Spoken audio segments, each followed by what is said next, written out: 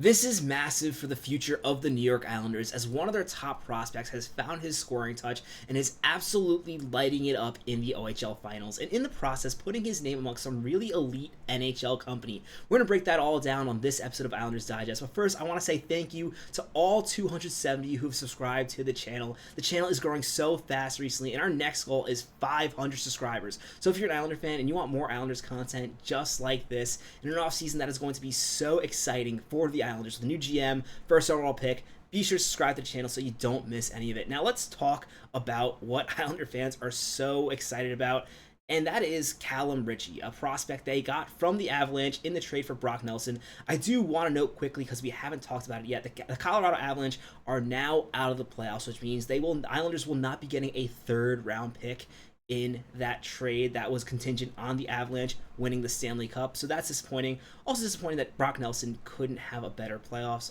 I was rooting for him.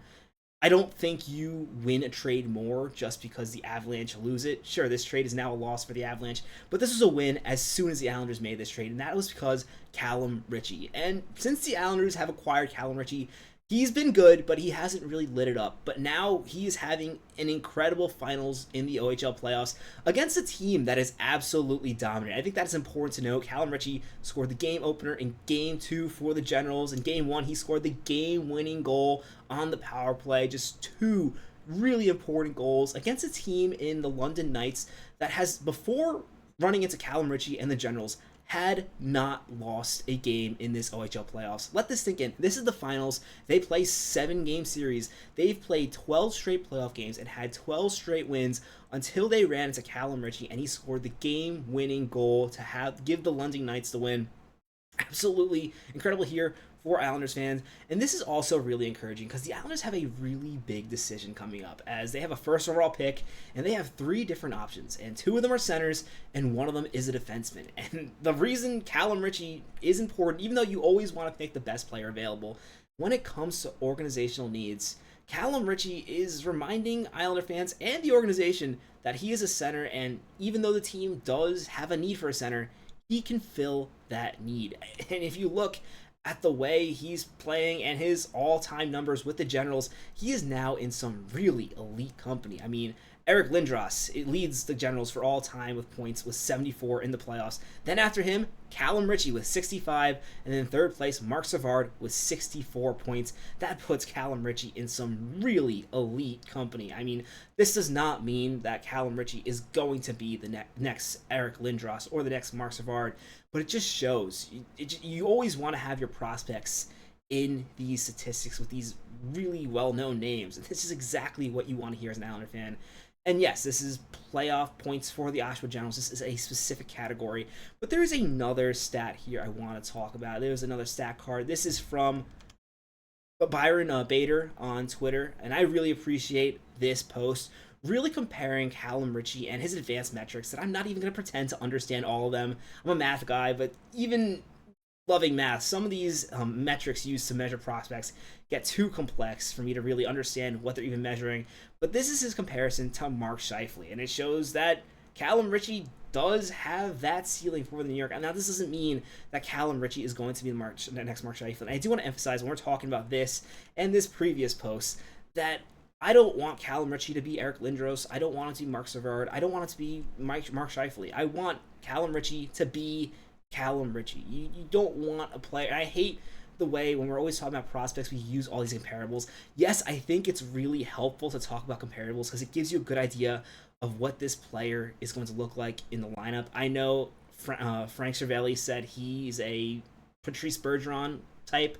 I don't really see that when I see Callum Ritchie. I see a really impressive player, a player who is committed to defense. I don't know if I go as far as Patrice Bergeron. I mean, Patrice Bergeron's an absolute legend. But still, I hate all these comparisons. While it's helpful getting back on track to see what the player would kind of feel like in that roster, each player is going to be their own unique self. And I want Callum Ritchie to be his own unique self and really not focus on all these expectations.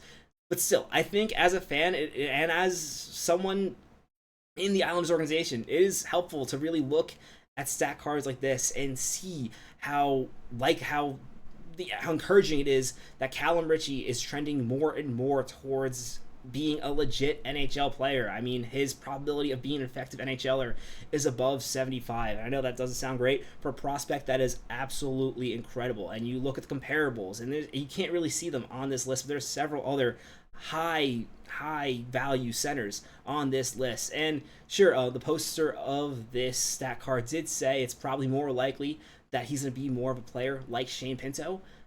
Shane Pinto is also a really impressive player who also has a lot more to grow in the NHL. I think Shane Pinto can be a huge center and a great piece for the Ottawa Senators. So just seeing Callum Ritchie's name amongst all these players, it's really encouraging for Islanders fans. And with the draft coming up, I know a lot of Islander fans are talking about how the Islanders need more offense, and it's true. Looking at the offense on the team, there's a lack of skill. It's dreadful. But Callum Ritchie can be part of the answer to that.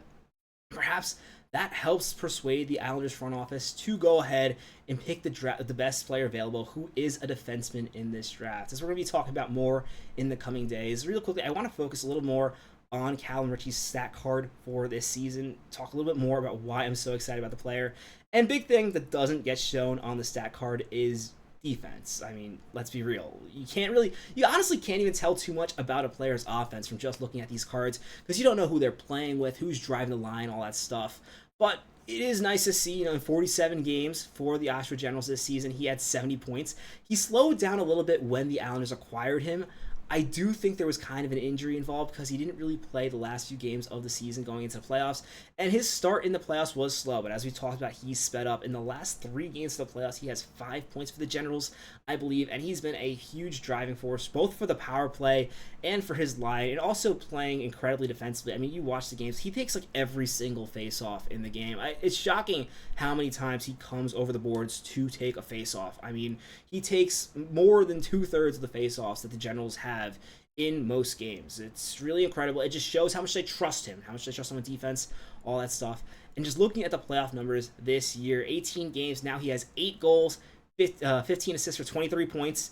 It's a pretty good stat line, getting close to more than 1.5 points per game. Not quite as impressive as his previous year in the playoffs, 21 games played, 30 points, but getting closer to those stats. And he has 3 more games to really put up 7 points and match that at least. But there's just more than just that. The amount of responsibility he's taking this season is really encouraging for the Islanders. This player, as we look at the stat card, is really looking like he is going to be an impact player in the NHL.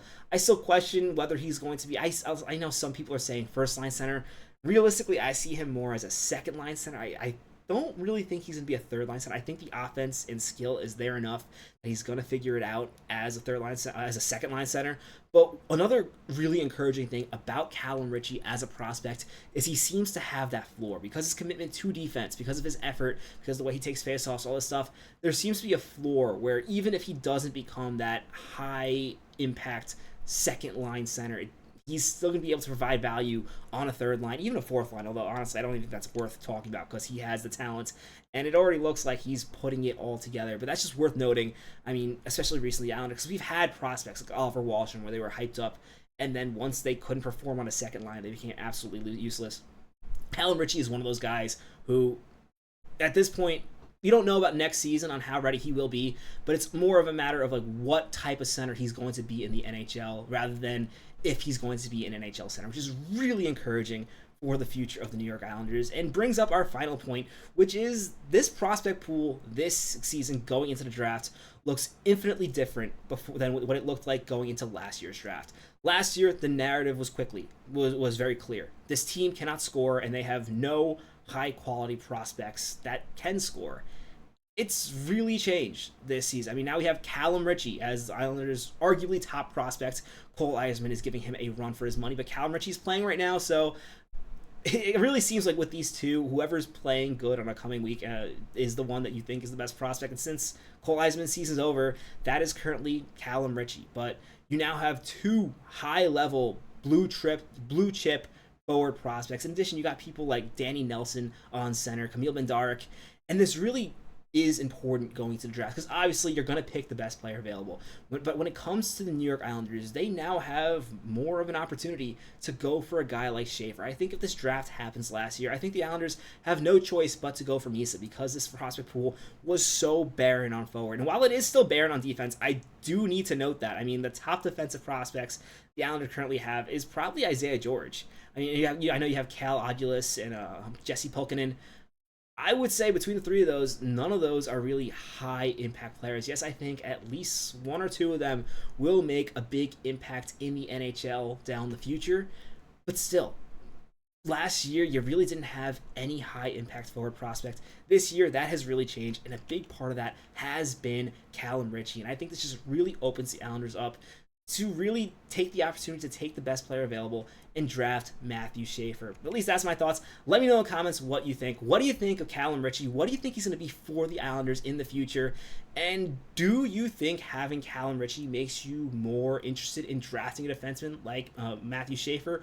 Or do you want one of the forwards like Misa or Hagens? I'd love to know your thoughts in the comments below. As you know, I'm always in there having hockey discussions with you. As always, if you haven't already, please be sure to subscribe to the channel. My name is Patrick Nilan. This is Islanders Digest. Let's go, Islanders.